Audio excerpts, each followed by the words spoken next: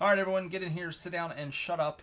We've got some NFL news to go over. I'm a little behind on this one, but it's my first video on the channel, and I wanted to go over some Miami Dolphin news. Fortunately, this news has to be of Tyreek Hill getting arrested, detained, whatever you want to call it, prior to the Miami Dolphins Week 1 game against Jacksonville Jaguars. So, to begin, Tyreek Hill did himself no favors the way he initially acted. The window being rolled up, bad idea. But I sit here in the comfort of my own home, and it's easy for me to say that. I don't know what it was like in Miami. I believe one of the police officers or somebody mentioned it was hot outside, so maybe he's just rolling the window up because he's got the AC blowing and he doesn't want to be hot. I get that. But the cops are also trying to communicate with him, keep your window down. However, the cops escalated that situation to 100 insanely fast. I watched a bunch of the clips. I cannot recall where they mentioned to Tyreek, hey, please keep your window down for us. I don't recall that. It just kept meaning, put your window down, put your window down, put your window down, put your window, and then it went right from that to, I'm throwing you out of the car, I'm yanking you out of the car. Completely unnecessary by the cops, because what is he in trouble for? Why is he being treated with force when he's not being forceful himself? I mean, is him rolling his window up? Maybe they are in a situation where they need to be as safe as possible, and I get it. Tinted windows, you can't really see what's going on inside the car, so better safe than sorry, I get it. But why not just open the door and say, hey, we're going to have to leave the door open now because you won't leave your window open. And you know, it went straight from just roll the window down to yanked out of the car, thrown to the ground, knee on the back. Absolutely ridiculous. Hill knows he messed up. And he gets it, and he knows, and he looks back at the situation and sees the mistakes he made. However, of course, I agree with him. That still doesn't give them the right to treat him that way. That was absolutely ridiculous and obscenely forceful by the police officers. And, you know, who knows what they deal with down in there, Miami. Maybe they are a bit heightened. Maybe they are a bit more turned up, as you might say. But still, I mean, I didn't see a single part of that where Tyreek Hill ever seemed like he needed to be treated with the force that he was.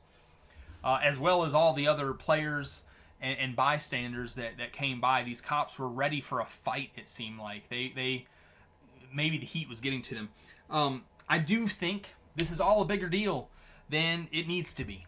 Obviously, it's just a speeding ticket. And how we went from speeding ticket to this becoming big news is... It's all, honestly, that's the fault of the cops more so than Tyreek Hill, in my opinion. This should have been nothing more than a speeding ticket. See you later. Good luck today in your game. Slow down when you drive through here. If he was, I mean, I've heard people say, I mean, Hill claimed 50, Hill claimed 55 in the video. I think I've seen up to 100 miles per hour he was going, which I really seriously doubt. 75, I believe, is perhaps the number most people have landed on. I cannot believe when you watch that footage. It's just like mind-blowing that anybody would be treated like that by, cops who, are supposed to, like Tyreek Hill said in the video, protect and serve.